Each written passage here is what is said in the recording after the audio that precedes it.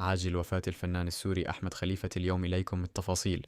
أعلنت مصادر فنية في سوريا عن وفاة الفنان السوري أحمد خليفة عن عمر يناهز 81 عاما، وذلك صباح يوم الأحد 26 من أبريل نيسان، بعد مسيرة فنية طويلة قدم خلالها أعمالا بقيت حاضرة في ذاكرة الدراما السورية والعربية. ويعد أحمد خليفة من الفنانين المخضرمين الذين شاركوا في عدد من المسلسلات السورية الشهيرة، وترك بصمة واضحة من خلال أدواره التي اتسمت بالبساطة والقرب من الواقع، وقدم شخصيات اجتماعية ودرامية لاقت قبولا واسعا لدى الجمهور.